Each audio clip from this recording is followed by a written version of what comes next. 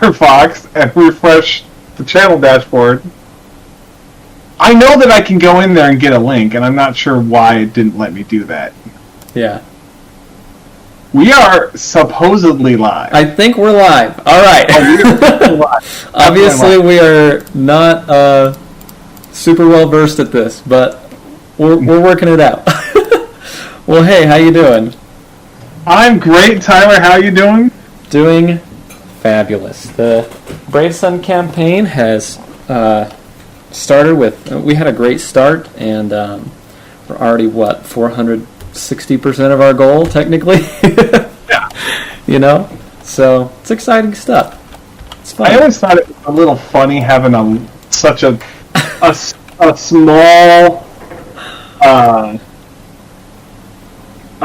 goal, but of the creators that I've talked to, it's really they say that it's the way to go. Yeah. I mean, especially with a campaign like this, it's mostly just digital files. Like, we don't have to set any kind of a high goal or anything anyway. So it just kind of like helps the backers to feel like, hey, this is a real thing, this is happening, this isn't something that we have to work really hard to hit some goal. It's like, it's already happening, I can jump on board, or I can just leave it alone, you know? Yeah, and we are... almost all of the Kickstarters that I've done have been digital projects, not physical products, and it seems like most of the time the physical products ones I do are good, but sometimes they don't show up. Yeah. I can worry about a certain case, a PC case, that will be forever in infamy for me. Yeah. Yeah, and that happens. And what I've noticed on the Brave Sun campaign, we opened this one up to get the physical printed miniatures, right? Almost no one is backing at that tier, and that's okay, you know. Like our audience is definitely focused on 3D printing, and that's awesome, you know. Yeah. And it's a fun game, and it's we got lots of stuff to 3D print, so I think people who back at those tiers are going to be very happy. And we're going to show them today how the game is actually played, right? Yes, sir. We're going to learn how to play Brave Sun. I read the rules. I assure you I read the rules, but I'm going to need all of the rules hand-fed to me again. Okay, and that's okay. It's pretty easy to learn, actually. This is a game that, we've actually done this on several occasions, where you can sit down and play with people that have never played before and have never even played like a Starship Miniatures game before at all, and teach them in a totally reasonable amount of time and have them play and actually do moderately well. Now, obviously, like, you can't just transfer your strategic prowess to someone who's just jumping into a game like this, like understanding how strategy works and how war works and stuff like that. That kind of stuff is going to help you to actually play effectively and beat other players. But the actual mechanics of the game, the core rules and everything, people can actually get a grasp of it pretty quickly. So, that's good. Yeah. So I assure you there's no prowess on my end. Oh. So I've played lots of full thrust in my time, but there's no prowess involved in that at all. Okay. Other players in my group, maybe. Just full power to engines every turn, and then fly off the map. Oh yeah, well, not before you lose your fire control, so you can't fire back anymore. Yeah. Yeah, this game's a little bit less management than something like that. So I'm going to show you around the Tabletop Simulator mod real quick. So the first place that we're kind of hoping for people to go is to this little document that's floating over here, and this is just to show, hey, these are some of the things that you do that are specific to Tabletop Simulator that is just going to help out with like kind of managing some of the things. So for example, we've set up some hotkeys. So if you have your GUI, you go to options at the top and then game keys. We've set some hotkeys so you can actually choose what key on your keyboard will place an activation token, a firing token, a damage token. And it just helps to kind of speed things along, so that's just an optional thing there. Alright, I've got those set. Yeah, and then I like to do 8, 9, and 0 because using 1 through 7 is something that we're going to do with these maneuver tracks. So I'm going to show you these maneuver tracks here in the center. And that's the second tip that's on this little sheet there. To turn the maneuver tracks, you just hover over it and hit 1, 2, 3, 4, 5, 6, or 7. So each of those is just turning at 30 degrees, from 90 degrees left to 90 degrees right.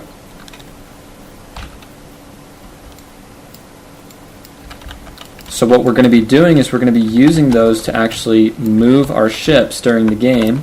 We're just going to place it in the front, just in those front guides, and then you can set the angle and then move it to the end.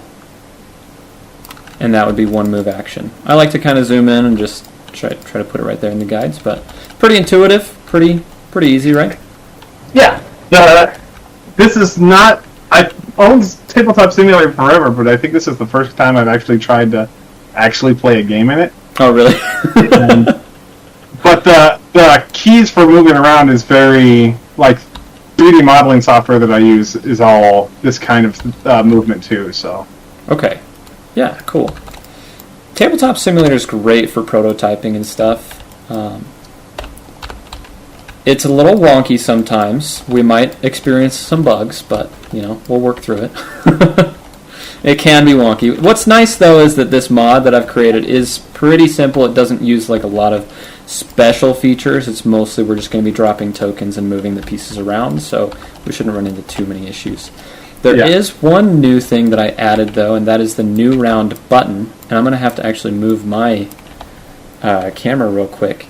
Does the new round button at the top, does it show up for you at the top left of the screen? Yes, it does. Okay. And another thing I'm going to do before I forget is I'm going to promote you so that you can do stuff like copying and pasting objects and stuff. All right. In between rounds, we're going to be removing some tokens and maybe cleaning up some of the dice and stuff. So we just added a new round button to make it so that people can, boop, delete those automatically in between rounds. Oh, that's fantastic. Okay. So we each have rulers, we each have maneuver tracks, then we're going to pull tokens for whatever going out of the bags. So what on the corner, it looks like we've got reference sheets. These are the same, two of the same PDFs that you get in the actual game when you when you back it on Kickstarter or through My Mini Factory. Yeah, so these are the tables that we're going to be referencing the most throughout the actual game. So it's laying out what the actual actions you can choose from are, and what they do, and how many action points they each cost. Above that is the on the activations and actions page. I think we disconnected. Did we? I disconnected. Did you not get disconnected? No, I don't think so. I still see your icon on the other side. Does it let you? Yeah. So it says. There it goes. Okay. There it goes. Let me just open it up again real quick. Hopefully that doesn't happen while we're playing.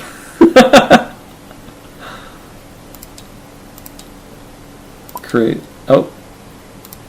Is it opening? Alright, let me open up the game again. And then just invite you again. Alrighty. Ready. Okay, I've sent an invite.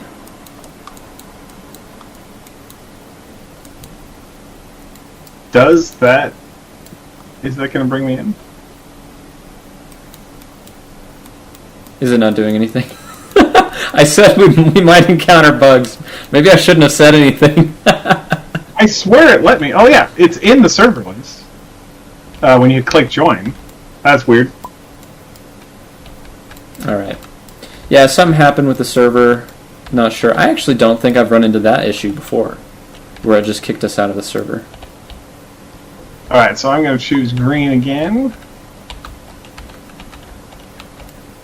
Alright, everything working on your end? It appears to be, yeah. Okay. Oh, we probably need to reset our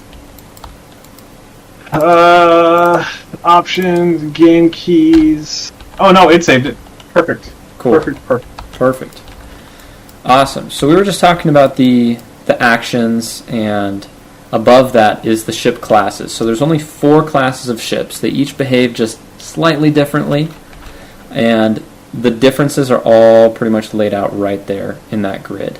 So the fighters, they get 4 actions whenever they activate. Frigates get 3, cruisers get 3, dreadnoughts get 4. And it really is just an activation and actions-based game. We're going to be taking turns activating one ship at a time. So these bases that we see, tons of them over on the side, we're going to be building a fleet out of them, and then we're going to be taking turns activating one ship at a time. So I'll activate one, it'll get all of its actions. So like a cruiser is going to get 3, frigates are going to get 3, fighters would get 4, dreadnoughts would get 4. So whichever one I choose to activate, it's going to get the number of actions, and then it's going to be done. We don't have to use all of the actions, but there are a couple limitations on the fighter and the frigate, and that is that fighters and frigates, which are the 2 smallest ones, they always have to be moving. They have to start their activation with a move. The larger ones, they do not have to move if they don't want to, but the smaller ones, they start with a move action, then you get the other actions, and honestly, the game is pretty much that simple. Then it just becomes a matter of learning how the different actions work. What's the reasoning behind that? Is that are you trying to simulate like inertia or momentum or something else? Partly, yes, but then the other part to that is the shield symbol on the ships, on the bases, represents their overall defense, agility, all countermeasures. And smaller ships are going to be harder to hit, but they're only going to be harder to hit as long as they're moving. And so if they were to stop moving, they would no longer have their agility, and they wouldn't be as effective in combat. So this is kind of inspired by the big Star Wars battles that you see in the movies. Like in Episode 3, you've got like this massive starship battle. You've got the big cruisers and the dreadnoughts and stuff. They're not technically dreadnoughts, but like these are kind of like those similar sizes. And they're not moving nearly as fast, and they're not moving nearly as much. But the smaller ships like corvettes and fighters and stuff like that, they're moving through and they're trying to avoid all of this turret fire that's coming from these ships. And so their agility, the agility on the smaller ships is going to tend to be, like their defense is going to tend to be higher than the larger ships. And so that's all just kind of built into the way that the stats work to kind of make it a little bit more realistic, I guess. Like fighters are going to tend to have a higher agility, if that makes sense. Yeah, that does make sense. Okay, cool. All right. So, where do you think we should start? Should we start by building some fleets, and then we can go over like what each of the stats do and everything like that? Do you want to go over what the stats are before we build anything? Everything should be pretty well balanced. Well, let's grab an identical deployment of ships and then just go through the basics. And then we'll go through fleet building in a second. Or once that's done. Okay, well let me try to grab some that I think would be good for that. Let's grab like one of each class of ship. So like a raider, slingshot, probably a striker, and we'll grab the massive dreadnought. I just finished actually designing another dreadnought, and I just uploaded it to the stretch goals. Ooh, was that the $500 stretch goal that I saw? It was the first stretch goal, the $100 stretch goal. I just decided, you know what? We're getting a dreadnought in there no matter what. Here, so let me grab. Oh, that's silly. Steam just sent me the invite that you just sent to get in here. Oh, really? Yeah. All right. So how do I rotate these? E and Q. Oh, okay. Yeah, there you go. There you go. Okay, and we want these within 3 inches of the board edge. So it's going to be, I believe in the rules it's 6. Okay. We don't place them starting out. We're actually going to take turns placing them. So everything kind of happens based on initiative. So you and I would both roll a single dice. So there's one for you, there's one for me. I like to just hit the R key a bunch, or you can literally just chuck it. Yeah, you can drag it and let go. Looks like you're going first. Yeah, and the highest roll gets initiative. So I take the initiative token. Now this is actually going to be passing back and forth between us. So I'm not always going to have initiative. But during the first round I'll have initiative, during the second round you'll have initiative, and it'll keep passing. So I with initiative, I actually get a command token, and we'll actually each get a couple command tokens. But I would get an extra one because I'm taking initiative first. Okay. I have a slight disadvantage because I have to place a ship first and I have to activate a ship first. Yeah. So I'd place one anywhere within 6 inches of the edge. We got these nice little rulers. They're already on the edge. And I just place it somewhere, and it can be any rotation. If we wanted to, we could set up some terrain. Maybe we'll do that when we actually play through. But I'll just place it right here, and then you would place any one of your ships. Alright, I'm going to place this guy right there. Okay. I'm going to place my dreadnought, and I'm going to have him at an angle. And he's done. Alright. I'm also going to place my dreadnought, and he is also going to be slightly at an angle. Are you copying me? No, just kidding. No! No, not at all.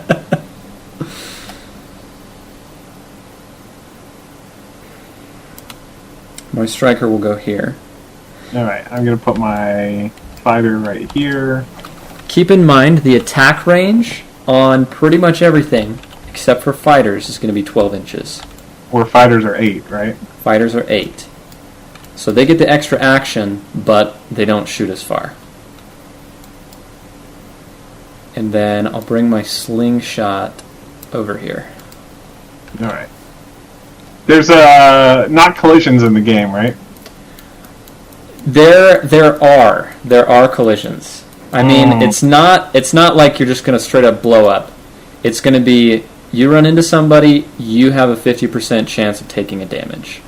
I guess cruisers don't have to move as their first action, so I can put this guy right here. Right. Cruisers don't have to move at all if they don't want to.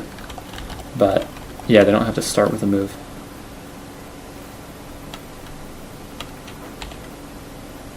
Okay. And now that we're all set up, we're going to start with activating. So I get to choose any one of my ships to activate.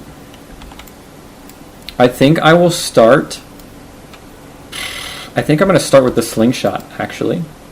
Okay. Now, I guess there are some other limitations for the differences in the different categories of ships. For example, the larger ships, the cruisers, for example, they are an extra inch longer than the frigates. So if they were to use the 4-inch maneuver track, they're actually moving an extra inch further than the frigates are. So they actually can't use the 4-inch maneuver track.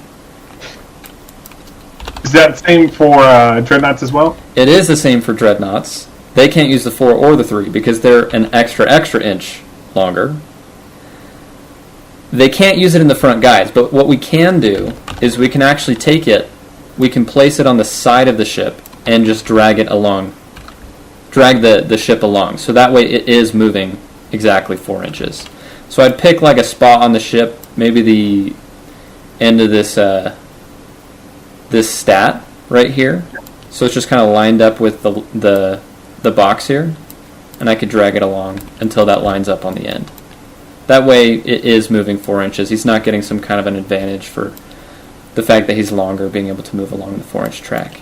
So he can move with the 3, he can move with the 2, or he can move with any one of them placed on the side. And it's the same thing for the dreadnought. Sound good? Yep. Okay.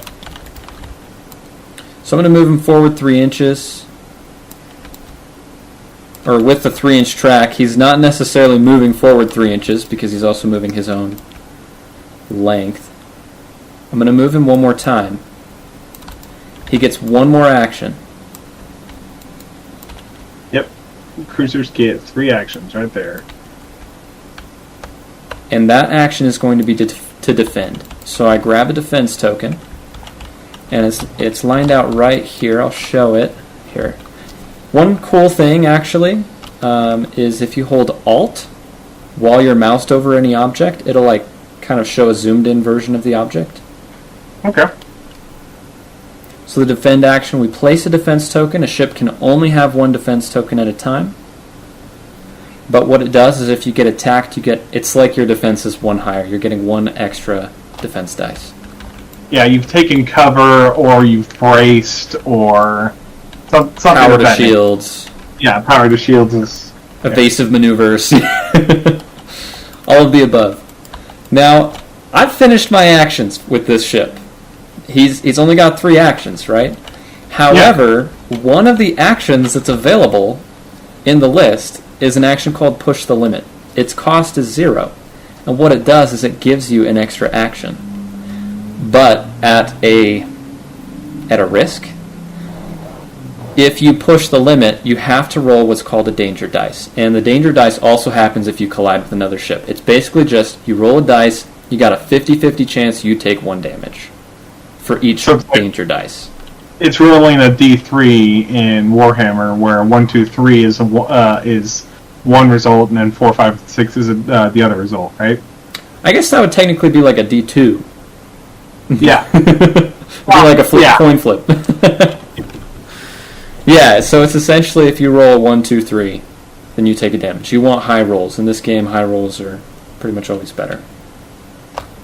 So I'm not going to push the limit, but I just wanted to explain that is a possibility. So do you have to put an activation token next to this guy? Yes. So I believe that's 8. So he's got an activation token. He's not going to be able to activate again during this whole round. So everyone else is going to activate, and then it's going to be a new round. Then he'll be able to activate again. But he might not necessarily be the first one to activate on the next round.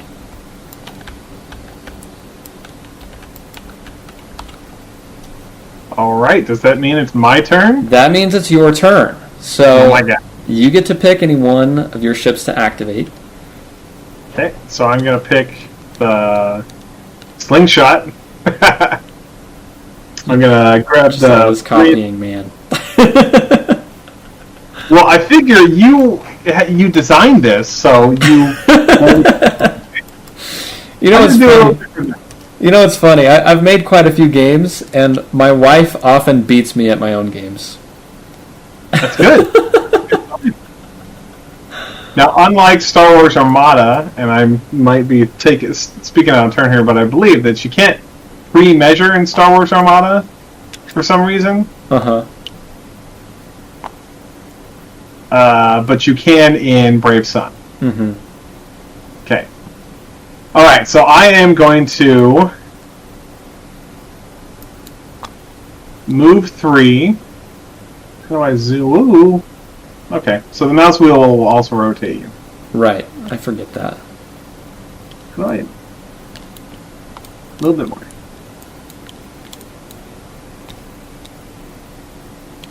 Is that right? Yeah.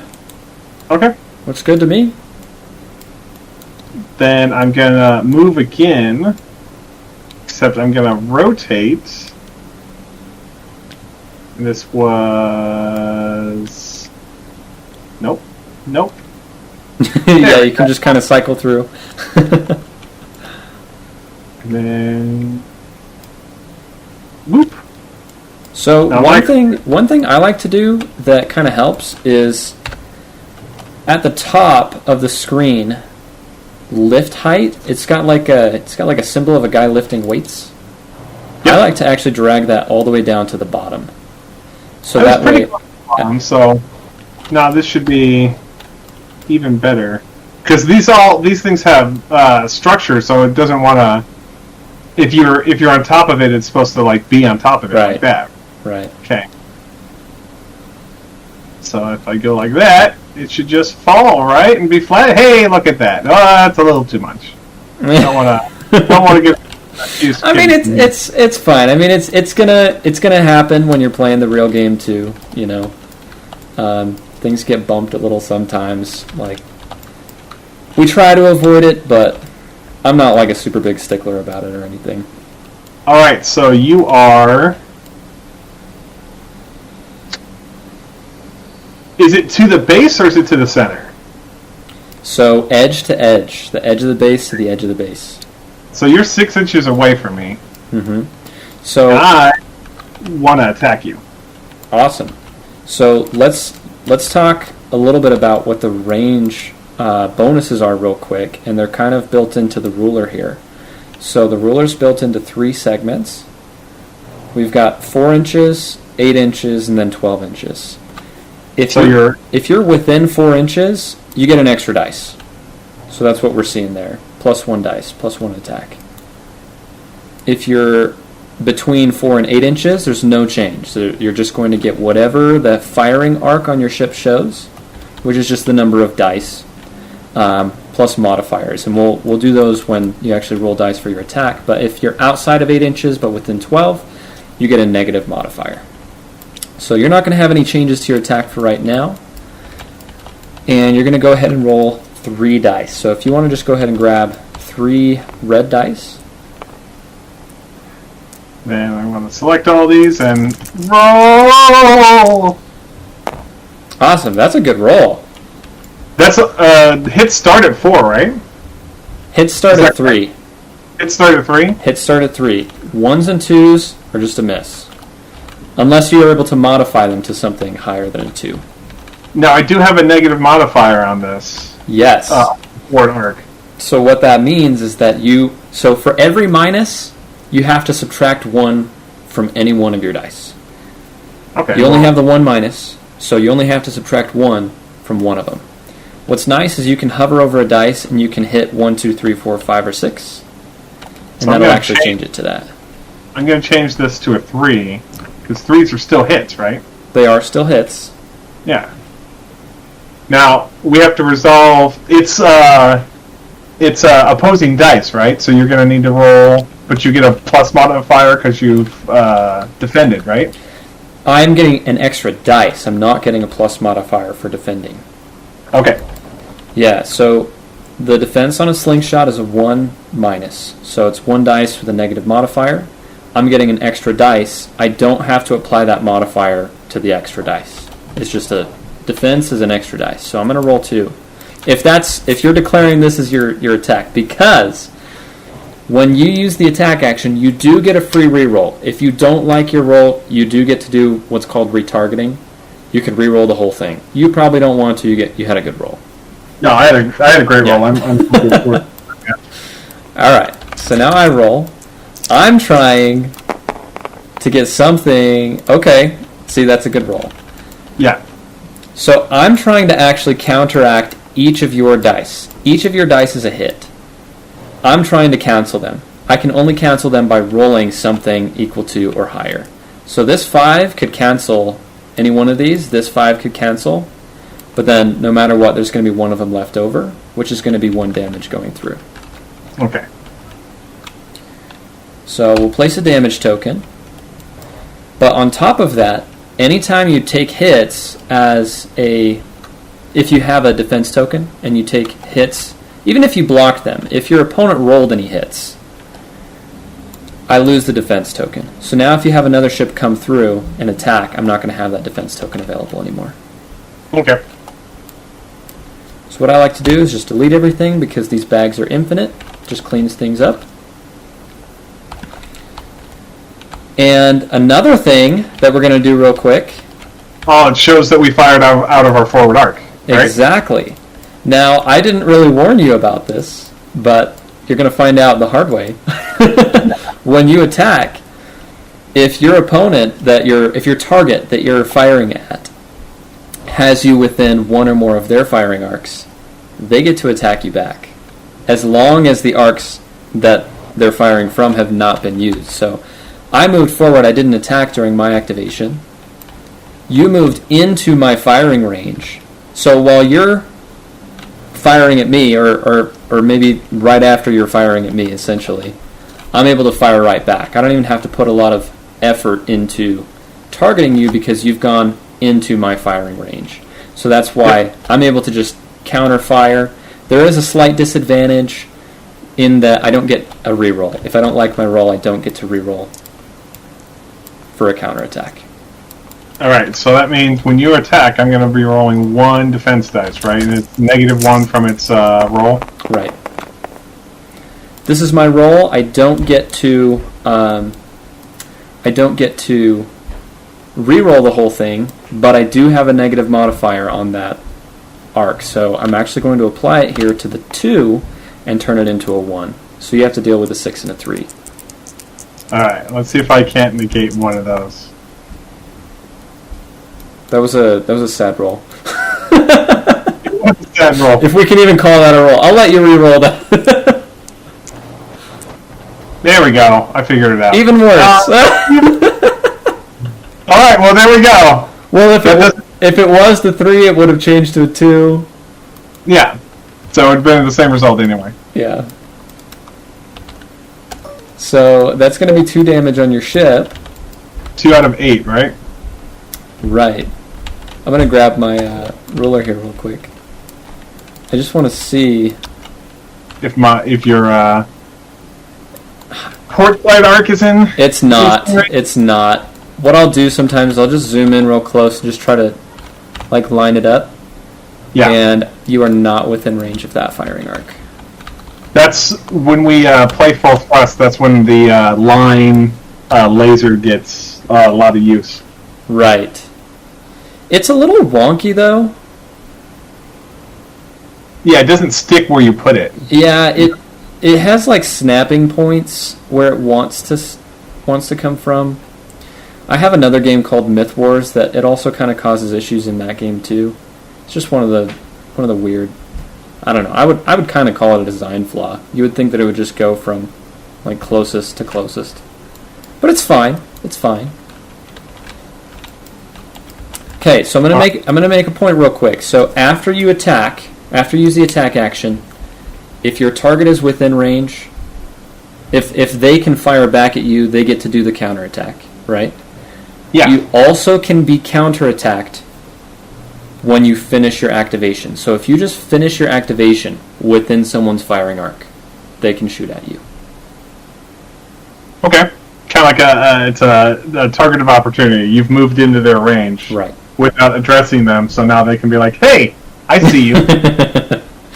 So this is where having multiple firing arcs becomes very advantageous throughout the game as ships start kind of clumping together and movement becomes very important. It gets pretty exciting. So I'm going to go ahead and activate one of my ships now. We took quite a while to do that, those first 2 activations, but there was a lot of explanation there. I'm going to move my striker. I'm going to see if I can get it in range to attack your cruiser. There's one. Let's take a look. I am within range. I would have to take a negative modifier. And But you get 3 actions, right? I do, but I'm thinking that I want to defend as well. You know what? It's fine. We're moving in.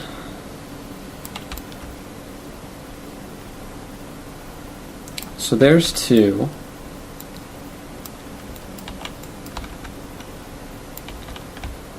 I'm going to defend, and then I'm going to push the limit. So when you declare a push the limit, you roll a danger dice, and you take damage if it's a 1, 2, or 3. Sometimes it is like it does become kind of necessary if you're falling behind and stuff to kind of push the limit on some things, or it's just kind of you're pushing the limit. It's like a push the limit game, like a push your luck game in some ways. It can be. to try to gain the advantage at the start, but it's a total risk, and I did take some damage there. I do still get the extra action, though, even if I take the damage. Yeah. It's just the negative consequence of trying. Not right? within 4 inches. Yeah, exactly. So I'm just going to get my standard roll. I don't like it, so I'm going to retarget. Oh, I'm just going to let that go. And I have a negative modifier. So now you've got to deal with a 5 and a 4. Alright, so I need to roll a 1. And I need to...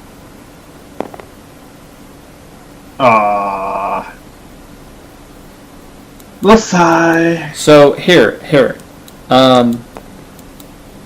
Another thing to consider is that with these command tokens that we've distributed, we only gave 2 to each of us. There are command actions, and these are just like... I could take a... it's per round, right? Per round? What do you mean?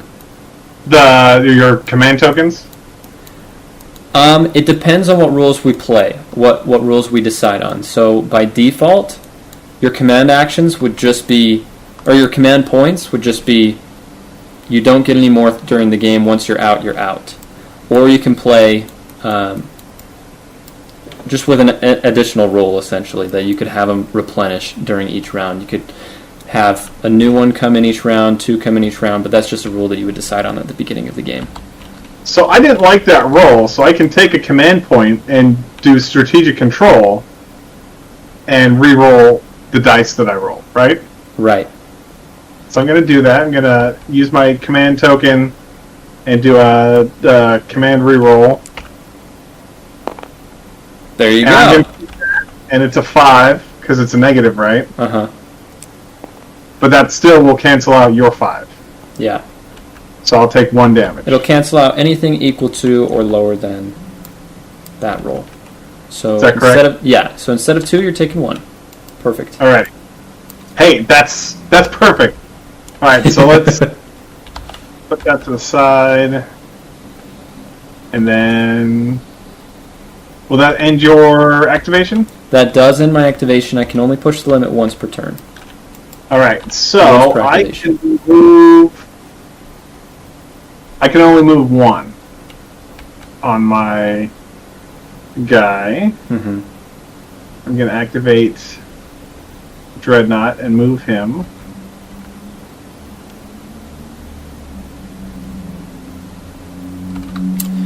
Ooh. And it's got 12-inch range. It's got 3 attacks, but it's only got 2 arcs, so I'm going to need to, on my next turn, kind of turn him. So here's kind of a cool thing about this ship. There are actually quite a few ships in the game that have like either some special abilities on their firing arcs or on the ship itself. So this ship, the Salem Dreadnought, actually has what's called multi-use arcs or multi-fire arcs. And what that means is it's represented by the 2 dots that are under the attack power. That's showing how many times that arc can actually be used during each round. Oh. So he gets attacks.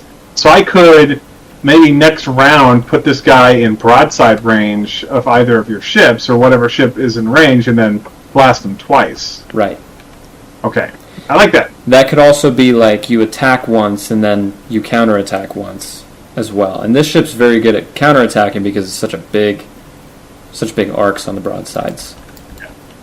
I think for now what I'm going to do is I'm going to grab a defense token and then say that this guy's activated.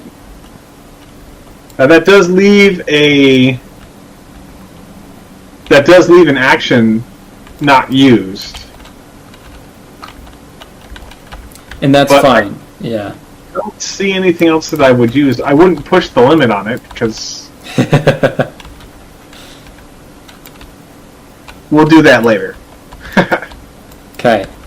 Pushing the limit with a large ship. This is one of the disadvantages for large ships. They roll 2 dice, 2 danger dice instead of 1.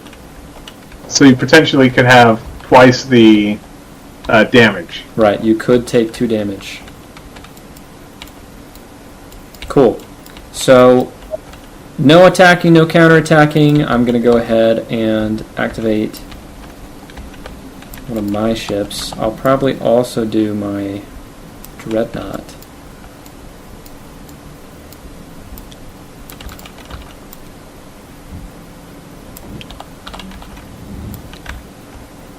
Defend.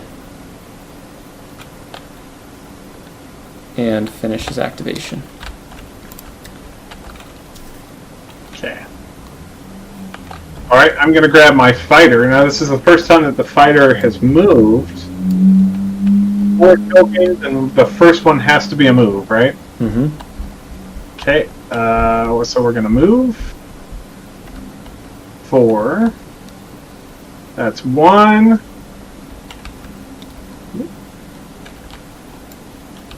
And then we're going to say 2. No, 3.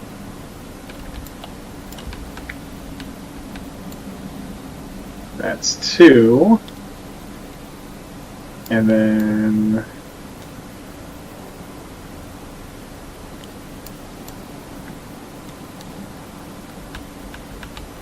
Oh, no! Rotate! Oh, this is no. You know what? It can work. It can work. Tabletop Simulator takes a little getting used to. It does a little bit, but I think we can do it. Okay, so yeah, you're in my the forward arc, right? The slingshot is, or yeah, totally. The striker is. Yes. Now, there are some different like terrain rules essentially. There's debris, there's obstructions, and then there's mines. The smaller ships, the frigates and fighters, they count as what's called debris. You can shoot through debris. So even if my striker was in the way of the cruiser, you could still shoot the cruiser. But you can't shoot through the cruiser because it's a large ship. Large ships are obstructions, the smaller ships are debris. Does that make sense? Yeah. So in this case, you'd be able to fire at either one of them. It's the difference between partial cover and full cover. Yeah. Kind of thing. Yeah. So you are within 4 inches, which means you would get an extra dice as well. And there is one thing that I didn't really think about with fighters. You can have more than one fighter on the same base. And when you're actually 3D printing Brave Sun, you can do the multiple twist lock rods, like the double, the triple, quadruple twist lock rods, and have more than one fighter on the same base. The way we represent that here in Tabletop Simulator, and it's also available with the Brave Sun files, is just these little fighter tokens. Yeah. So these can represent an extra fighter on each base. And I'm going to retrospectively put that there and pretend there's 2 fighters. so we can kind of explain how that works. So do you roll a dice per fighter? You multiply their attack power. So yes, so the 1+ is per fighter. So the base just kind of represents 1, and then the token represents an extra. So you've got 2 fighters, so it's going to be 2 ++. Alright, so I'm going to attack... There is a maximum. The maximum is 4 +++. You can't have more than 3 pluses, like 3 positive modifiers. You can't have more than 4 attack dice in a single attack. Okay. I'm going to use my 2 dice. You do get an extra because you're 4 inches, within 4 inches. Okay. I'm going to take my 3 dice then, and then I'm going to attack the striker. Okay. Let's see it. So that's 2 hits. You could re-roll. You do get 2 pluses as well. I'm going to re-roll just the 1. The re-roll is all or nothing. Oh, man. Big spender. That's better. That's slightly better. Yeah. And you've got your 2 pluses, so you could bump up like the 4 to a 6 to make it harder to dodge, or you could get 3 hits. You could do it however you want. You can spread those. I'm going to do 3 hits. So this is a 1 right now, so I'm going to use the 2 pluses and turn that into a 3. Okay.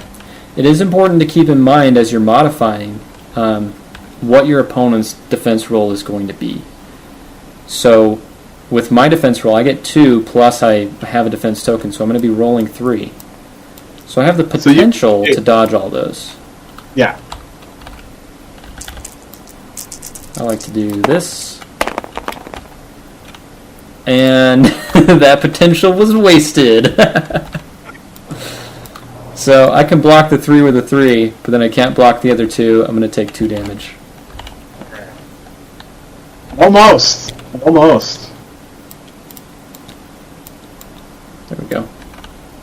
Now, can he fire back at me? If you were within my arc, which you're not, and if my arc was not used, but it is used. Okay, so the arc's used, so that means you can't fire back. Right.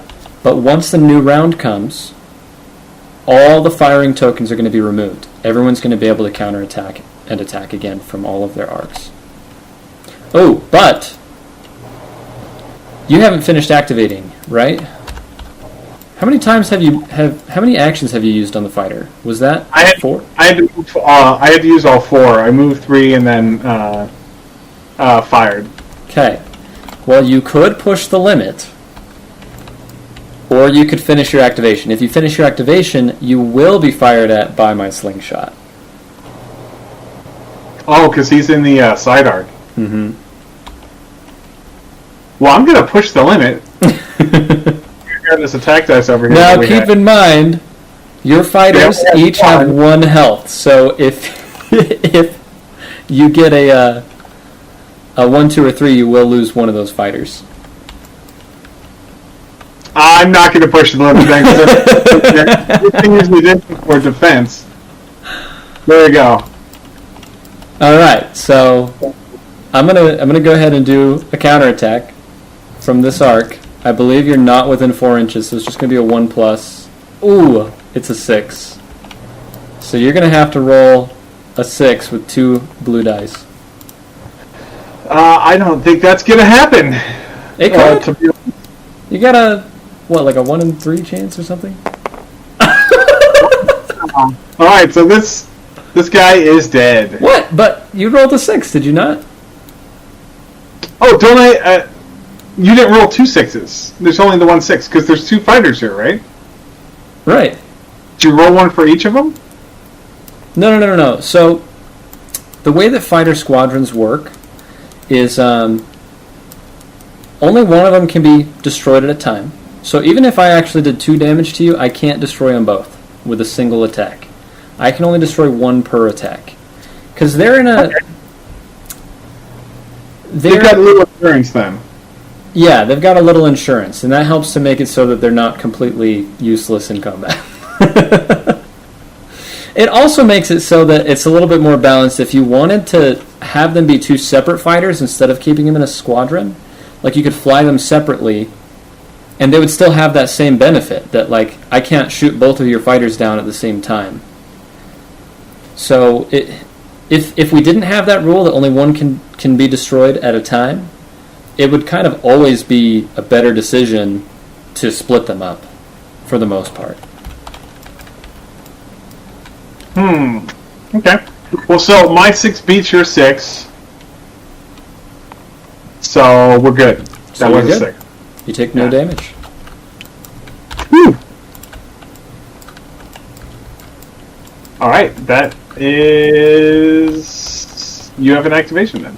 You've got 1 more guy left. Right, and I think I might swoop in and try to actually go for your fighters.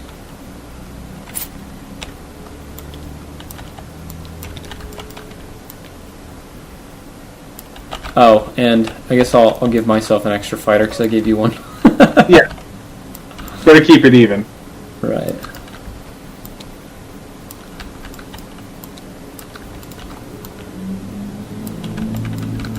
Alright. We'll go a little bit bigger angle.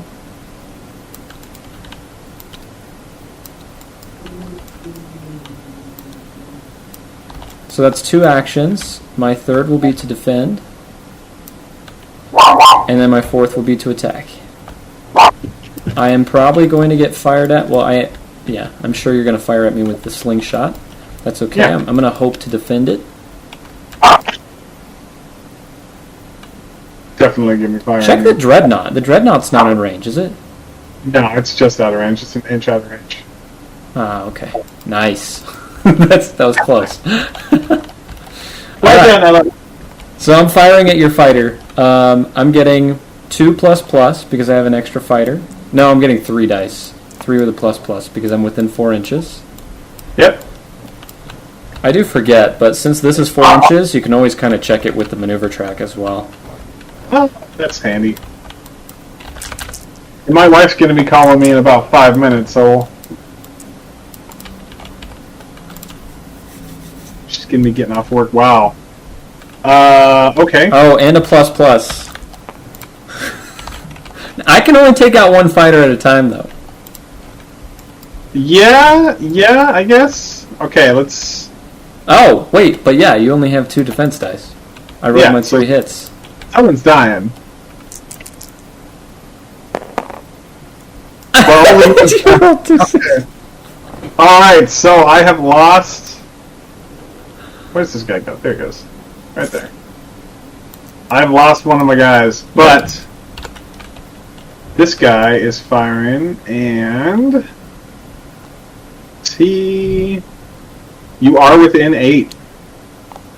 Okay, So so I'm you're gonna going roll. 1+. A 1+, so I'm going to roll my dice. R! Well, it's a plus, so it's a 3. And you could increase it again by spending one of these. So we took a look at the strategic control, which is re-rolling a dice. There's also overdrive, which is increase the value of a single dice you just rolled by 1. No, I'm not going to waste it. Okay. Okay, I've got my 3. And I'm good. Alright. But what that does as well is it gets rid of my defense token. Burns the defense token. And you fired at my striker, so that one's gone too. Alright, does that end your turn? Oh, should I be marking the this arc? Yes. There you go. I should have done the same on my slingshot. And then you would have one last ship to activate. Yep. I've got this guy. I'm going to grab my 4. Going to reset it back to normal. And he gets... It's a frigate. He gets 3 actions. So I'm going to... Let's see how I want to do this. Yep, that's exactly how I want to do that. One Rotate this thing I'll point out too is that usually what we recommend in the rulebook is people start with a 40-point game. We're playing with a lot more points than that. We've got the Dreadnoughts that are 52 points, Slingshot's 18, the Striker's 10, and the Fighters are 5 each. So usually like the first couple games that people play are going to be shorter and simpler, usually a few less ships as well.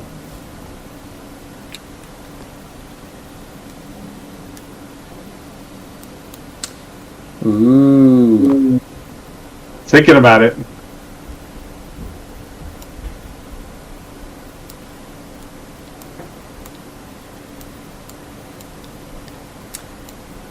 It's probably a good move.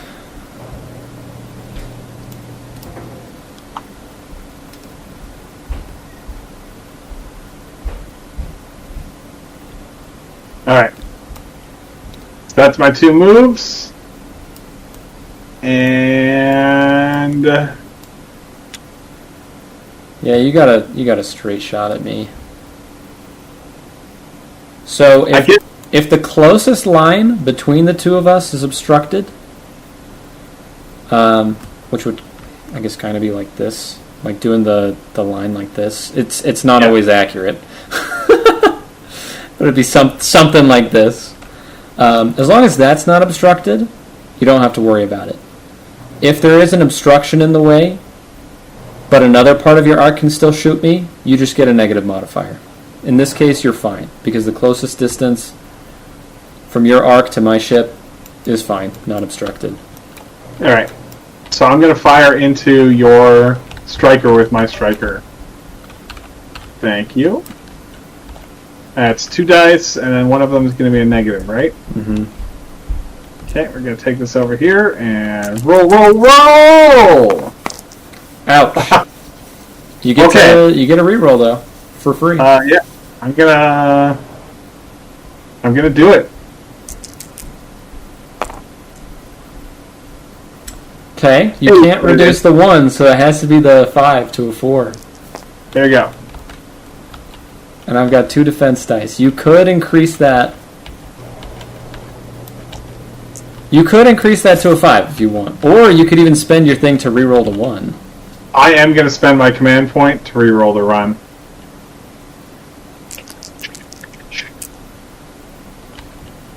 Fair, fair. All right, here we go. Come on, striker, survive, survive.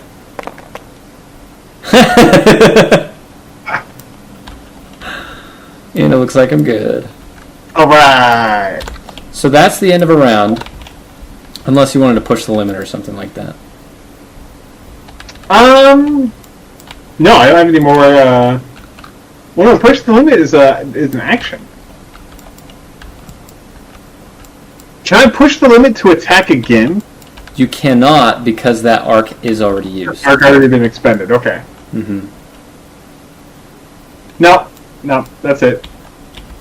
Boop. Cool. So then what we would do is we would just tap this nice little new round button, which is actually... Hey, it actually works! Yeah. It just gets rid of all the firing arc tokens and the activation tokens for us, and we're ready for a new round. However, when the new round starts, you get the initiative token. You would be the first one to activate. The only exception, I guess, is you can't activate a ship that just finished activating. So the only one that you wouldn't be able to activate first is a striker. Because it would be like, it's moving and doing a lot more than any of the other ships before they're even able to move. It just would kind of break immersion. So yeah. Alright, so it's my turn. Another thing I'm going to do, I'm going to color my ships a little differently. Because you and I have the same ships. Yeah. How many points are we playing with? 10, 28, 30, 80. We're playing a 90-point game. Is that how many we're doing? 90? Right? Fighters are 5 each. So that's 10. That's pretty big. New striker, 38. Yeah.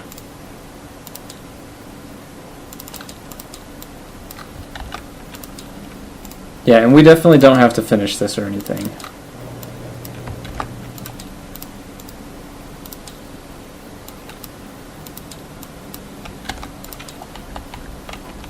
Alright, I'm just tinting my stuff so it'll be easier to tell what's what. Different. So you said your wife's going to be calling, right? She texted me, so I guess she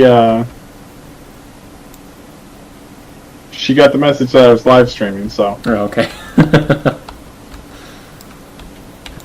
Alright, so I guess it's just a matter of finding out how we're going to do this first.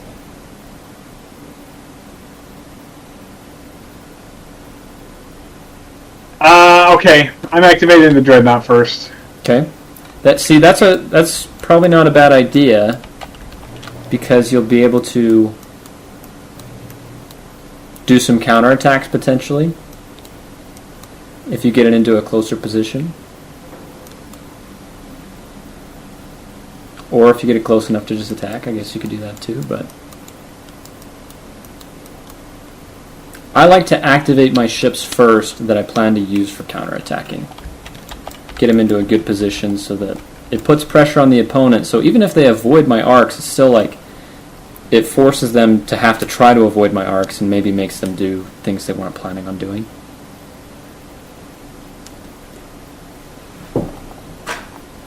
Alright, so I am... Oh, why is that there?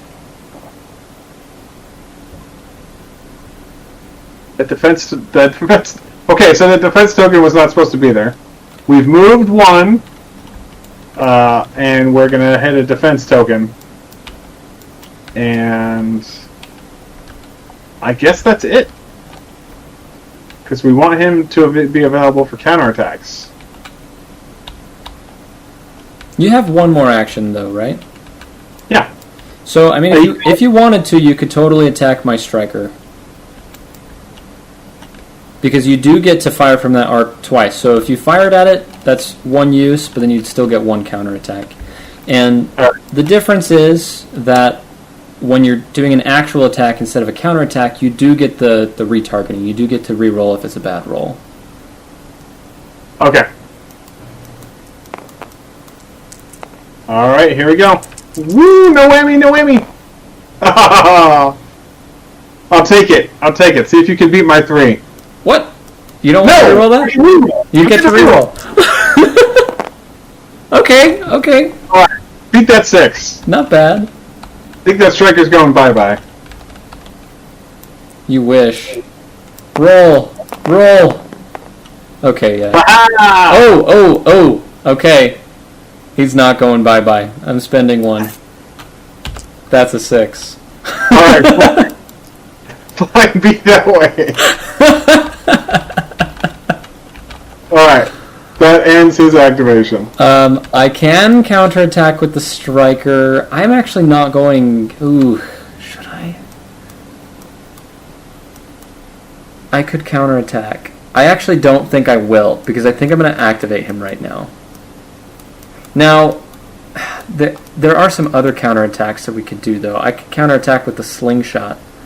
And you know what? I actually will, because you finished your activation there. You're within this arc, so I'm going to fire from this arc. Go ahead and burn that arc. That's totally fine with me. It's actually, you might be right. I might be wasting it. It's fine. I already placed the token. Because there are 2 other ships that are in that arc, so... Right, but I can't fire at them because they're not activating. They're not active right now. Let me just check. Yeah, you're within 8 inches. Alright, here we go. A 5, a 3, and a 3, and I have to take a minus. Alright. So I'm rolling 3 because of the defense token? Is that correct? I'm sticking with this. Yeah, you're going to get 3 dice. Alright. No Oh, there is a plus modifier. Jeez. Well, thank goodness I have a plus modifier. There we go. So 1 damage. Yeah. 1 damage out of 10, though, so we're doing okay. Yeah. Nice. Okay, but that was just a counterattack. Now I'm going to actually activate. Oof. Yeah, I that probably was just straight up wasting that arc. That's fine, though. Everything will be fine. Game and learning how to play. Just because I made the game doesn't mean I'm good at the game. Oh, and this defense token's gone.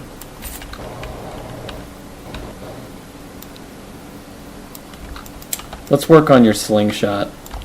Let me grab the... I think I'm going to actually add some hotkeys or something with regards to, like, maybe spawning these maneuver tracks. So we don't have to, like, go and grab them each time. Oh, he's so close! 1, 2, and then my 3rd action is going to be to attack.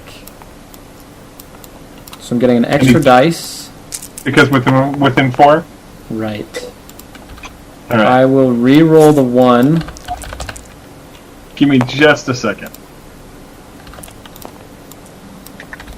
Hey, gorgeous!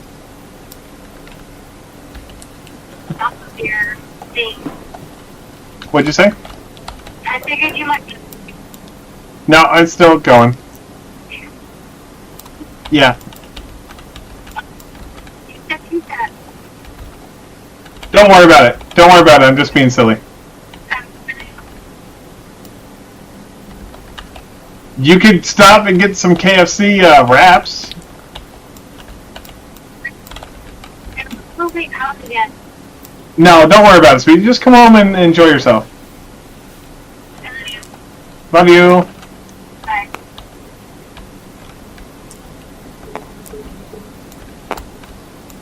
I'm just playing with that dice, right? That doesn't count. That one totally didn't count. I wasn't aware you were rolling. I was actually looking somewhere else. I rolled. It was a 1. Oh. So I'm taking 3 damage. Yes! That's a lot of damage, man. Yes! You Gonna counter should have that. taken out my striker when you had a chance. I am absolutely going to counterattack you. I'm going to actually just replace these damage tokens with the 3s. Make it nice and clean. Yeah. I need to figure out how many damage tokens and activation. How many tokens basically I need to include in the giveaway. Yes. What I like to do is I use the ones that are this shape as 1 damage, but then the fire, it's like a little ball of fire. That one's Yeah. for 3. Okay. All right. So I am counterattacking your striker. We're going to see if we can get rid of it finally. I think you will. Whoa. I'm going to re-roll that. No, it's a counterattack. I can't re-roll it, right? You can't reroll a counterattack, no. And I don't have any more command tokens. So I guess I'm going to turn this one into a 1. I think my striker might survive. Let's see. Oh! He dies! He dies! Too soon, sir. Oh no! I can cancel that, but I can't cancel that. Oh wait, but I have 1 more command token. Spend this command token. Is it worth it? You're totally not going to need it. I don't think it's worth it, especially because he's already activated. I think he dies. I think he's done. He's gone. Dun, dun, You dun. got him. What'd you say? 10 points to me. Yeah. All right. So that was the end of your activation. I think I shall activate. That's not what I want to do.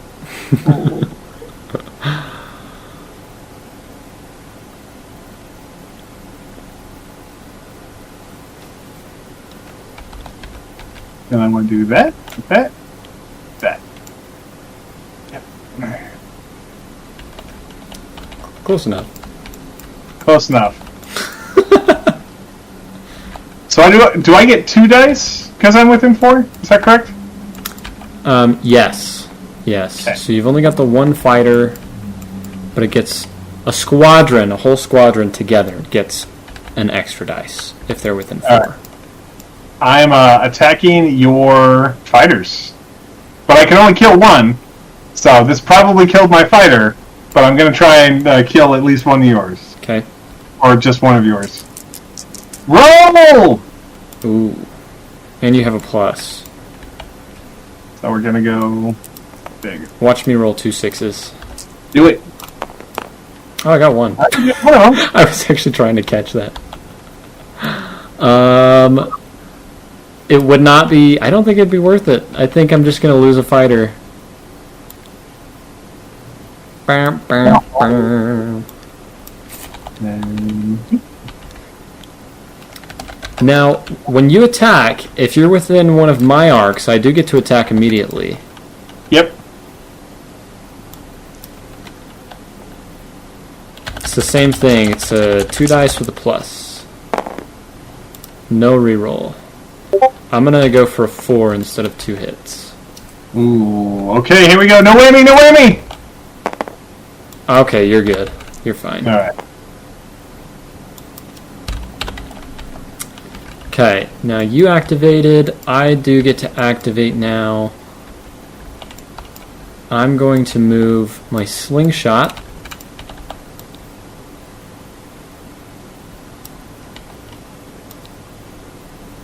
Close enough. Oh my gosh. Oh my gosh. Oh! See, this is where it gets fun and exciting. He's already fired from the front arc. But he can fire from each of his side arcs, right? He could. And I think he's gonna. I only have to pick one at a time. Like, I'm gonna do an attack on this side. Okay. And then depending on how it goes, like I could change my mind and do a defense or something like that. Alright. So, what is it? 2 dice with a plus?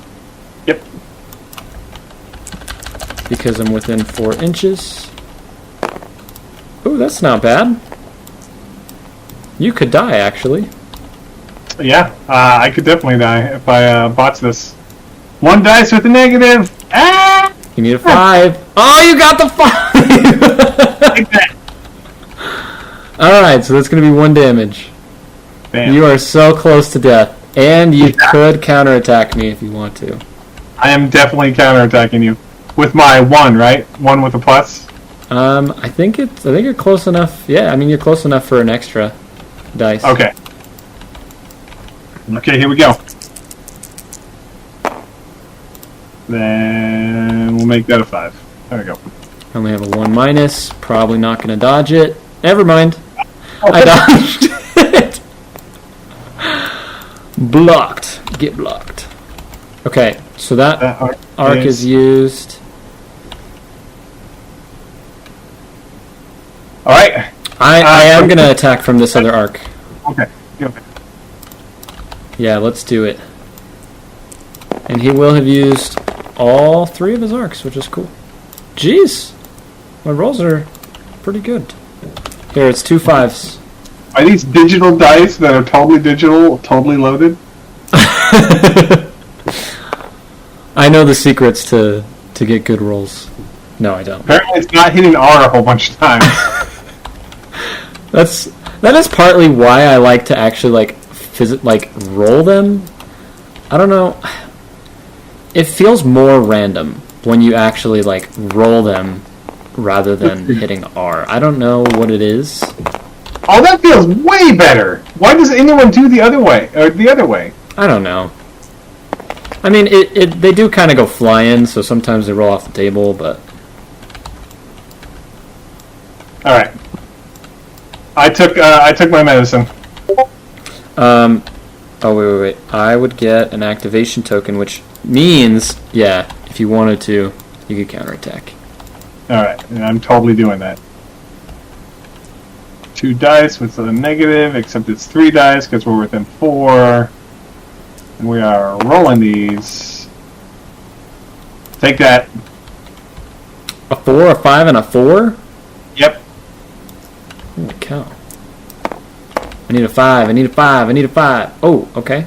I'll take that. That'll do. So I can cancel 1. And I'm taking 2, so I'm just going to replace this with a 3. Okay. Now it's your turn to activate. I'm going to point out another action we haven't really talked about, and that is the repair action. And it's just costs 2 action points. Remove 1 damage from your ship. Alright. I'm going to activate the slingshot then. And slingshot is a cruiser. That means he gets 4 actions. No, Cruisers he get gets 3. So I'm going to remove 1. And I am going to defend. Okay. I think that's probably a pretty good idea, especially since he's already used 2 of his arcs. And then we'll put an activation. Yeah. There. Now, I don't have anything to counterattack that with, but I have my Dreadnought. Your Dreadnought is... The only thing he's currently in range of is the fighter. I totally forgot my Dreadnought existed until just now. 2 inches. He's still only going to be in range of the... Well, if I'm moving with the 2, I'm actually moving 6 inches, I think.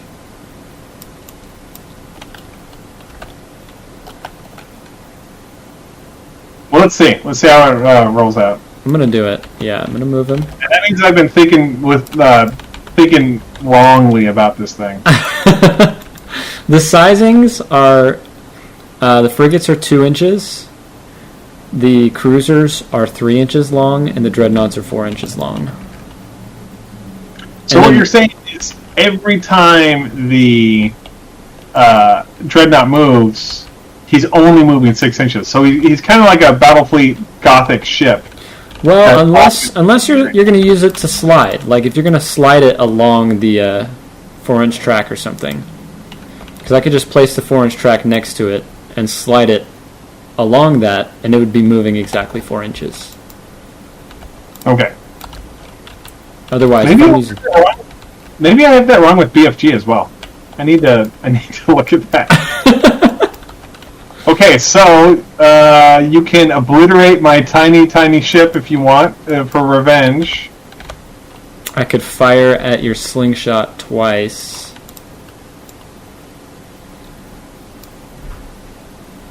It is double negative because I've got a defense token and you're at 9 inches. So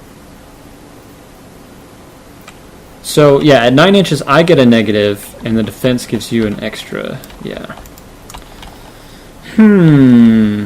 But he's so close to death. Yeah. It might be worth it. Just obliterate. Just fire. I mean, you could fire once at this guy and once at this guy, and maybe eliminate both of them in a round. Well, I'm going to start with shooting at the slingshot. Okay. So that's a 2 with a minus. I will retarget. Okay. So you're saying that? No.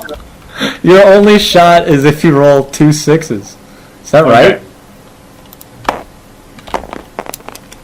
Is that not right? You actually got one. Well, no. So he's still alive, technically. Oh no, you're right. You're right. That's what I was thinking. You just need 1 6. That's what I was. That's right. Ugh. He is alive. Ugh. Oh my gosh. So do I fire at him again? Well, he doesn't have a defense token anymore. Right. So he's going down, dude. It's gonna be it's not that it's gonna be. I know it is, but it is even more fun and exciting to actually see the models as well, with the guns that kind of represent the arcs and everything. It's so cool, kind of seeing these battles play out. With the Salem is primed, so the FedEx ship will be part of the. Because you're going to paint it with FedEx colors? Yeah. Okay, so this is an attack, so I do get a retarget. You toggled! With a minus? Okay, I'm gonna re-roll it. I'm gonna re-roll it, because that's what I'm saying with just the spamming R. It feels almost not completely random. Yeah. You know what I mean? It is what it is. I mean, the game has to end somehow, right? I think you die anyway here, because you only get 1 defense. 1 defense dice, right? Yeah, 1 defense dice with a negative. Yeah. Okay, here we go. No whammy. Well, no, there's no way I can. There's no way to defend it. It's a 3! It's a 3! Which is a 2! I'm dead! Slingshot's dead. Oh, not that one. There we go. Perfect. Alright! So that's 3 actions. Oh, I do get a 4th action, technically, huh? There's nothing for me to do with it, so I'm going to be done. Okay, so my striker can activate, but it won't be able to fire.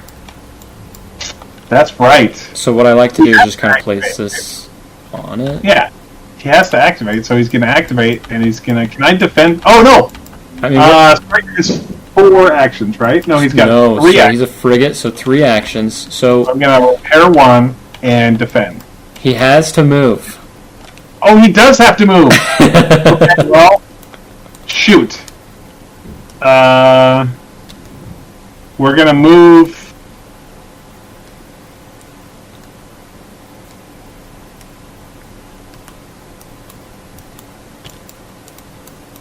straight ahead. That's one action. I'll put you like right Yeah. about there. And then, well, the fighter's here. So yeah, I guess I'll defend. Well, no. This is the end. I'm gonna repair. There you go. See, that was probably a good idea. We'll see. We'll see how it goes. Because if you think about it, I have one more activation to do. And then, well, technically, okay. So here's something that you do have to think about. I'm going to activate, then it's going to be a new round. The initiative token will pass, so I will activate again. And I'm not saying like that what you did is like a bad decision or anything like that, but it's just something that you always have to think about. It's back-to-back activations. Well, it's not, but it is. Right, I won't be able to activate this one back-to-back. Yeah. But I will activate twice in a row. It's really what you have to do, though, right? Right. Yeah. It keeps things balanced with initiative and everything. Okay, so I can't really do much with my fighter anyway. Like it's just going to be. You can move and defend. That's really it, right? Yes, and in fact, I think what I'm going to do is a U-turn. Now, this might be the first time that we're flying through someone. If you're flying through someone that's considered debris, which would be small ships, there's no penalty. But if you're flying through an obstruction, like an asteroid or a large ship, you do have to roll danger dice. Yeah. So that's a U-turn right there, which costs 2 actions. And then I will defend, and that's it.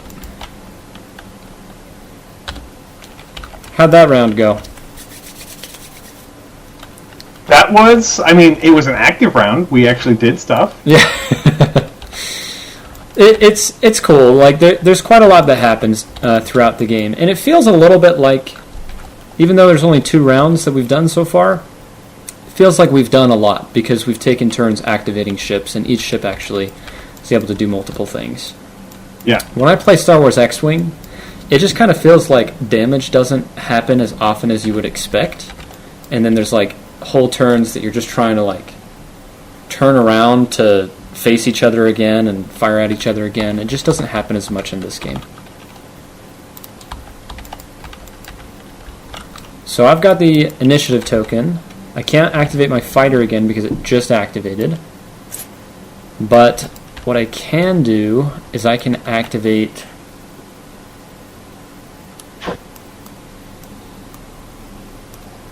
I'm going to do the Salem, and he's going to shoot at your striker.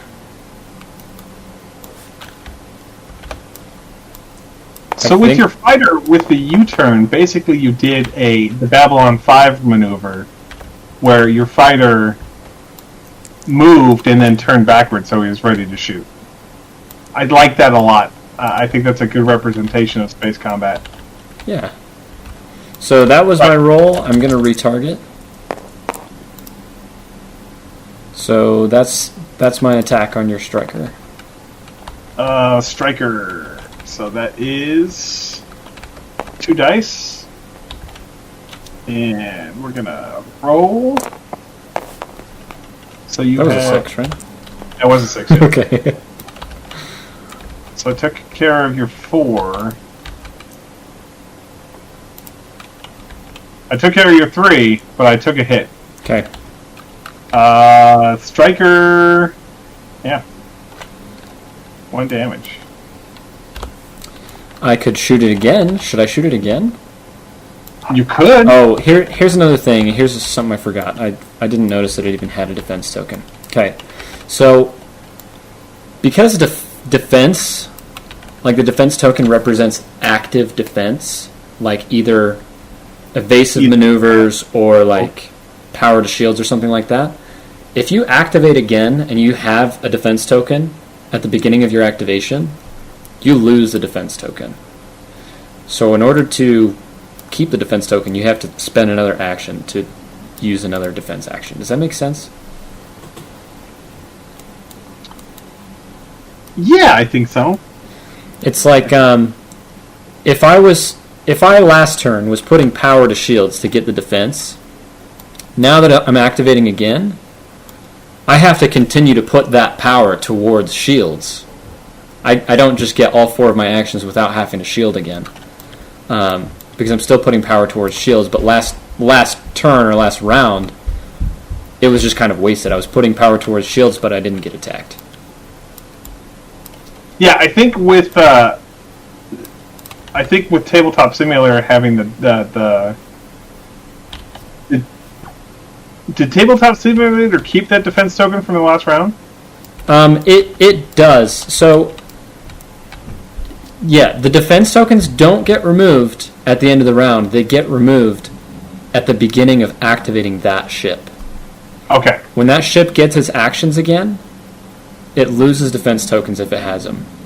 So it does make sense that the new round button doesn't remove that. Okay. Right.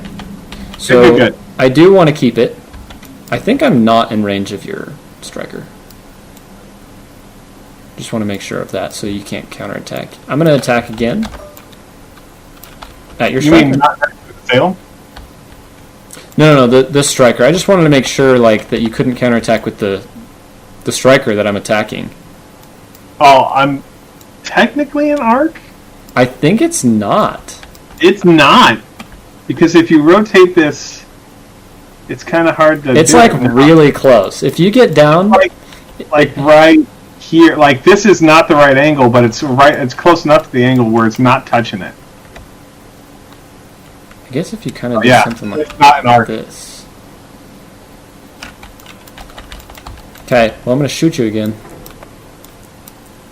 I hope you're ready. I'm not.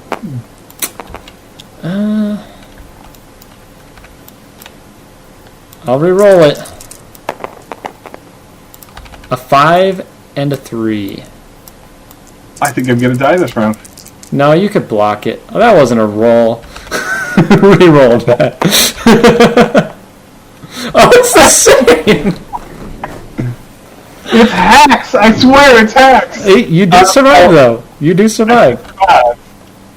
Get rid of this guy. And put that guy up. There we go. You know what? I get one more action. I'm moving. Okay. Oh, that puts you in a... I thought that this slingshot was mine for a second. Oh. It's not. Okay. Will that complete your turn? Yeah. You could, because I'm finishing my activation here, you could counterattack me with your dreadnought.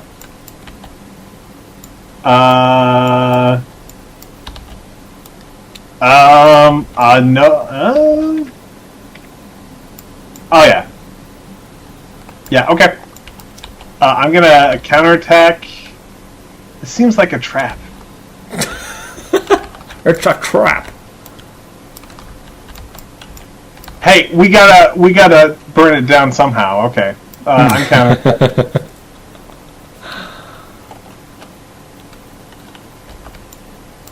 Okay. So normal. We're rolling. We grab these guys and counterattacking the dreadnought. Make you spend that defense token. Okay. So I'm going to get 3 dice with a plus.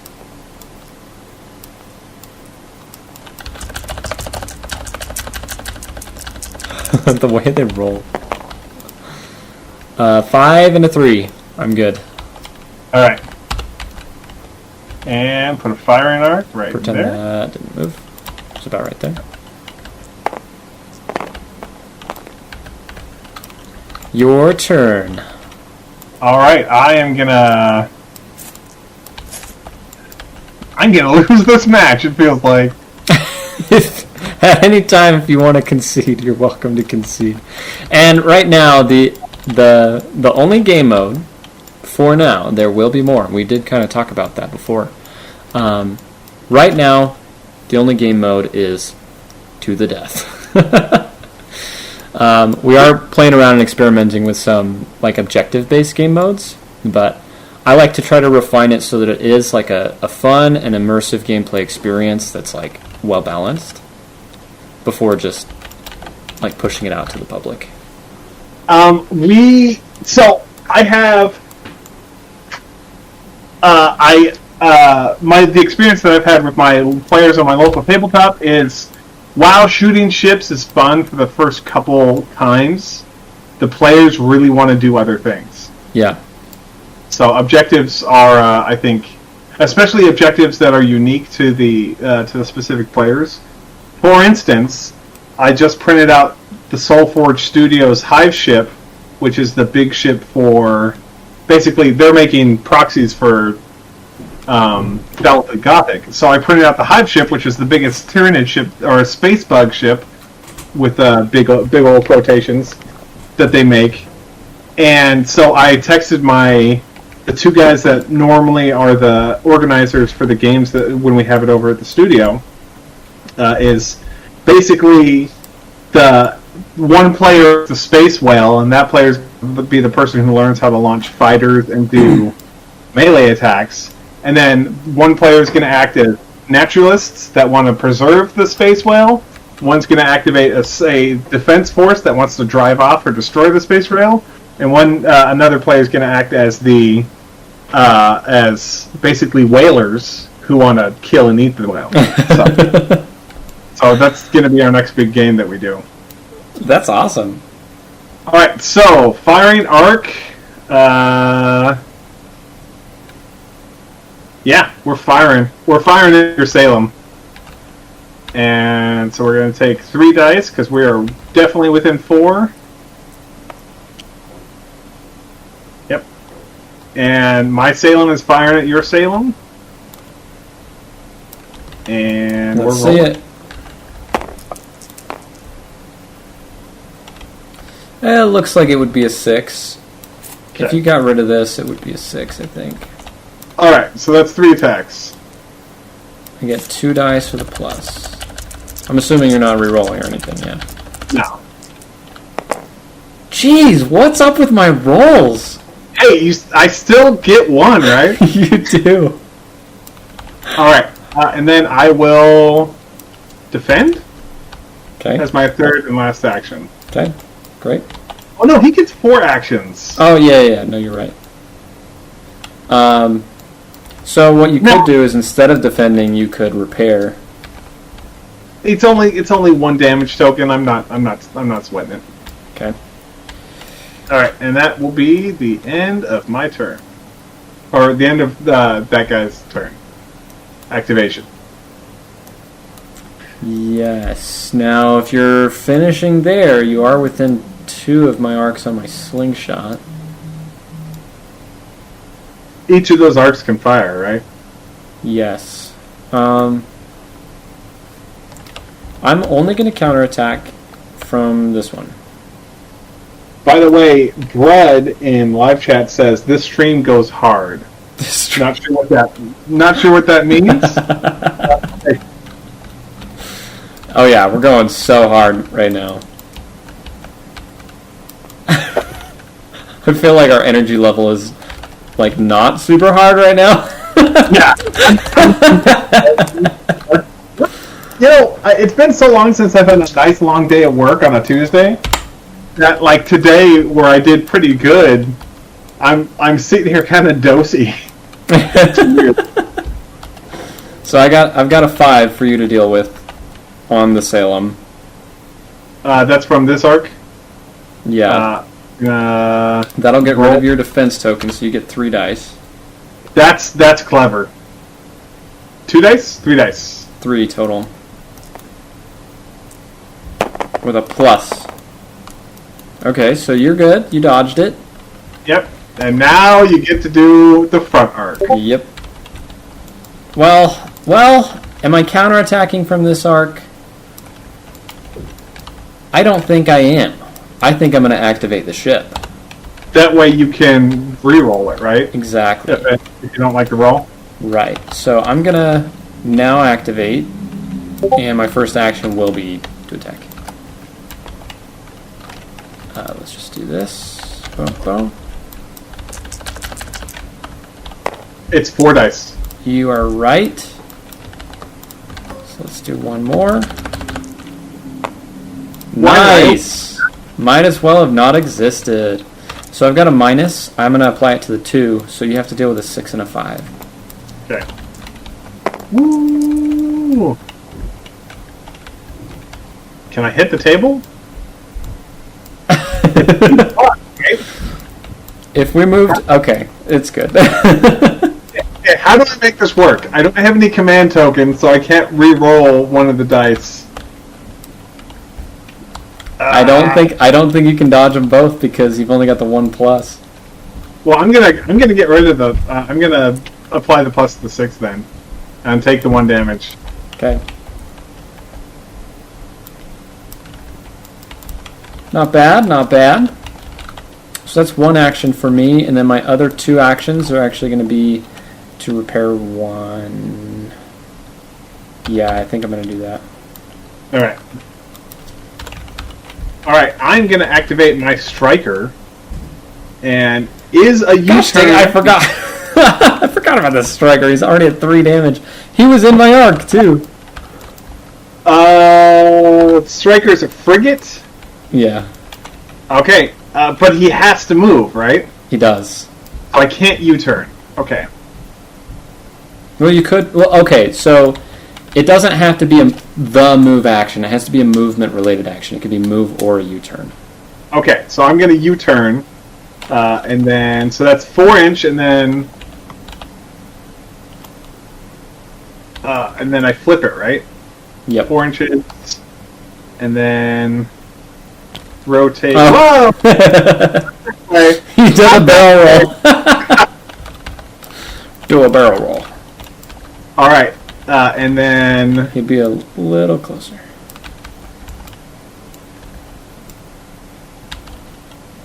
that's within 7. No, what am I doing? It's base to base. Yeah. It's not 4. That's what's the important. That's what the important thing is. Yeah. So it's just gonna be 2 minus. Yeah, I'm gonna fire at your slingshot.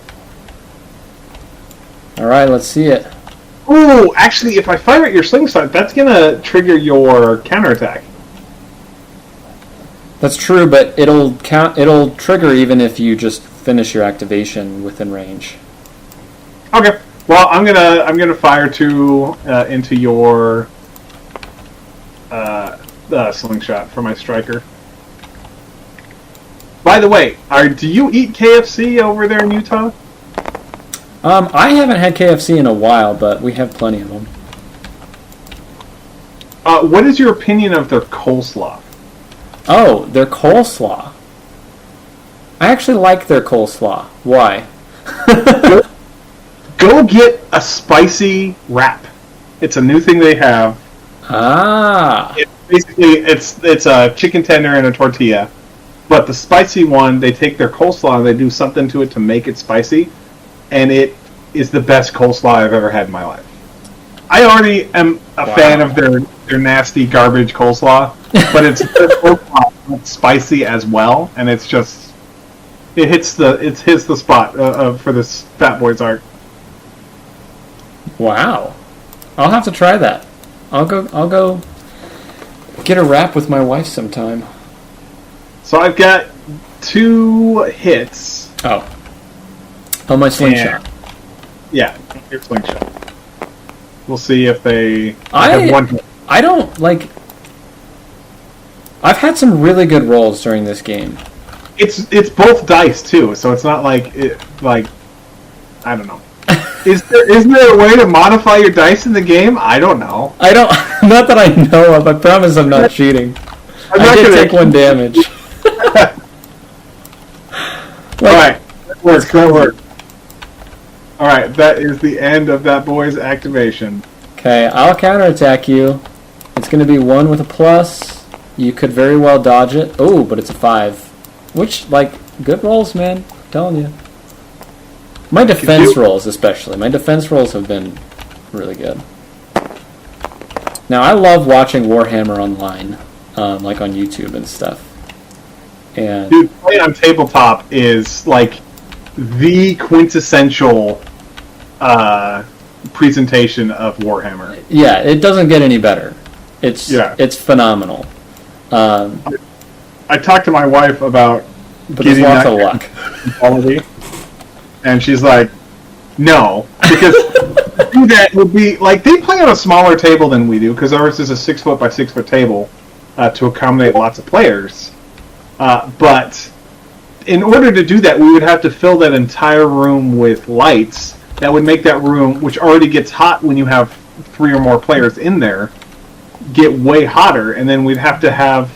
We've talked about the jib that we. Oh, what happened? Don't worry about it. I accidentally deleted my ship and then I rewound time. Okay. Yeah, we might be there someday, but not until we get way more subscribers. Yeah. We hit the 100,000 subscriber mark, we might have to get our studio looking like that. But Yeah. at 500 subscribers, no one cares. It'd be fun though. It would. Someday. I've been considering also on top of doing Brave Sun 3D modeling, like doing the Starship modeling, doing like Warhammer proxies as well. It's a big market. It is a very big market for. Are you talking about the ships or the actual ground units? Ground units.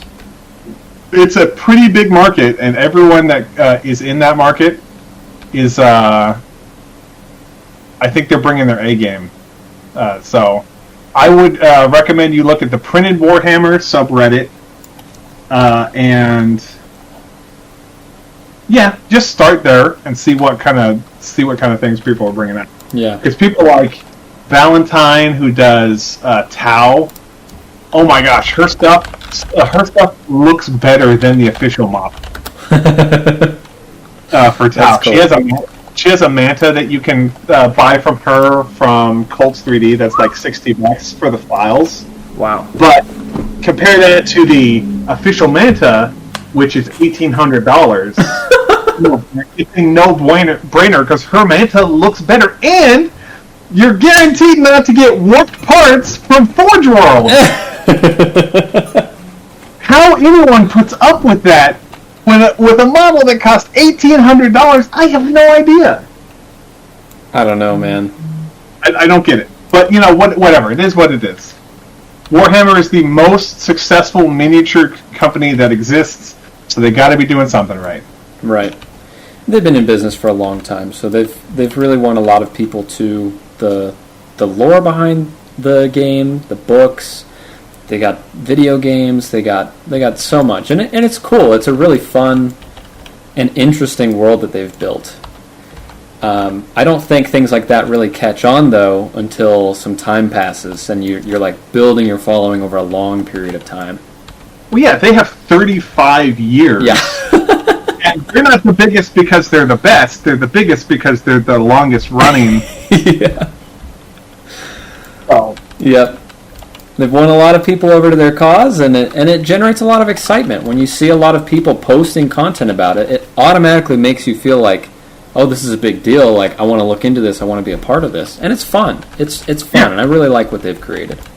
It really is fun. I have, despite the fact that we have a local Warhammer store in our area that I go to frequently, and you know they know that I'm a 3D printer, but what I am there for is paint because, like I like Vallejo and I like Monument and I like Army Painter, but really the only game in town, unless I'm ordering online, is Games Workshop. Yeah. And I hate their pots, except that their pots do not make sense for layer paints at all.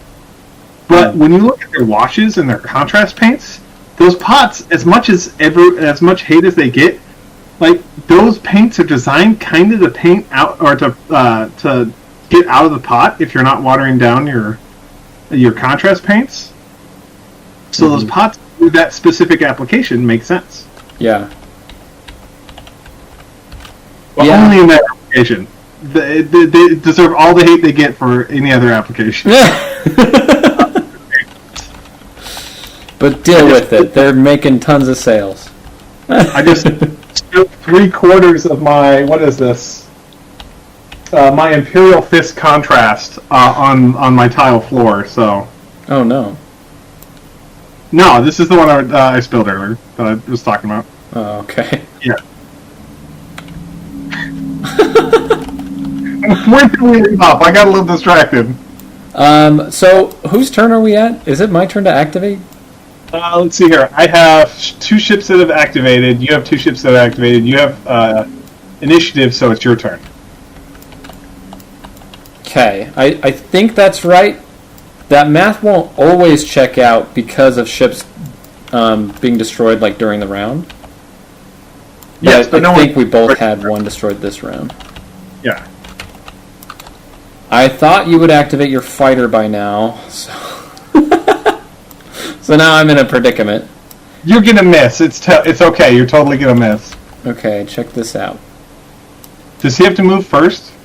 Oh, Yes, you're moving. He does. Yeah. He does. So I'm just taking the risk. I'm gonna bump. So it's called a bump, but it's essentially kind of like pushing the limit on your ship. Like the pilot's not going to just straight up ram into somebody else, and the pilot's gonna do everything that they can like to avoid the collision. So it's kind of like pushing the limit. You roll a danger dice, and you have a chance of doing damage to your ship But by doesn't trying to that avoid the mean, collision. do I also roll a dice? No, you don't. So it's like my pilot is avoiding the collision by pushing the limits of the ship. Okay. Okay. And I do reroll. I'm going to reroll it because otherwise my fighter would be straight up dead. And I'm good. Okay. Oh, I guess I'm going to need some dice anyway. Oh, What's that? you get to re-roll damage dice? The danger, I re-rolled it because I spent a command token. Oh, I didn't see that. I'm sorry. You're good. I did spend a command token my last one. This is my roll after retargeting, so... Alright, so all I have to do... all you need is a 3. Okay, here we go. Hitting the roll button. Oh, I'm going to the card! Whoa! Alright, Tom. Through the trash we go.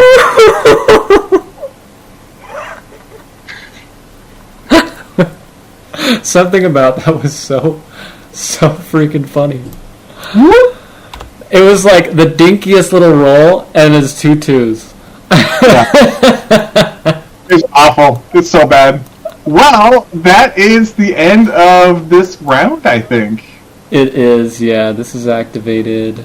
Unless if I wanted to move again. Because I only moved once, I shot. Oh, well, I would defend. And then that would be the end. And so we would hit the new round button. If you want to be done, we can call it here. Alright.